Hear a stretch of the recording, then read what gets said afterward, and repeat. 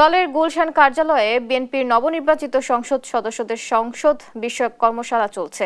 সেখানে আছেন আমাদের সহকর্মী তাইফুর রহমান তুহিন, সরাসরি যুক্ত হচ্ছেন তিনি। তুহিন, সংসদ সদস্যদের প্রশিক্ষণ কর্মশালার বিষয়বস্তু আজকে কি? আপনার কাছে কি তথ্য আছে, জানাবেন।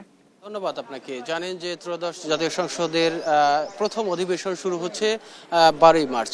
সেই উপলক্ষে কিন্তু আমরা দেখেছি যে বিএনপির পক্ষ থেকে যারা নতুনভাবে এবং পুরনো যারা এমপি অর্থাৎ সংসদ সদস্য নির্বাচিত হয়েছে তাদের সংসদে কি ধরনের ভূমিকা রাখা দরকার এবং সেখানে যে নিয়মকানুনগুলো রয়েছে সেই বিষয়গুলো আসলে তাদেরকে সরজমিনে অথবা তাদেরকে সেই বিষয়গুলো একটি ধারণা দেওয়ার জন্যই কিন্তু আজকে এই প্রশিক্ষণ কর্মশালা 2 দিন ব্যাপী প্রশিক্ষণ কর্মশালার আয়োজন করেছে বিএনপির পক্ষ থেকে।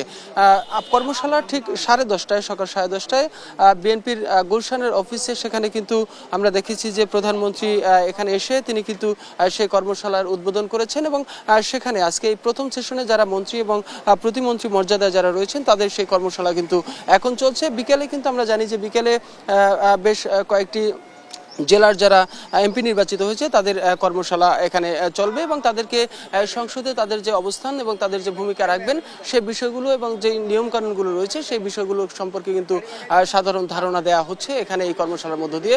আগামীকালও কিন্তু ঠিক 2টি সেশনে কিন্তু এই কর্মশালার মধ্য দিয়ে দেশের সমস্ত জেলা ও উপজেলা থেকে যারা নির্বাচিত হয়েছেন, সংসদ আসন থেকে যারা নির্বাচিত হয়েছেন তাদেরকে এই প্রশিক্ষণের আওতায় নিয়ে আসা হবে। তো এই ছিল আসলে এই প্রশিক্ষণ কর্মশালার সর্বশেষ তথ্য আমার কাছে।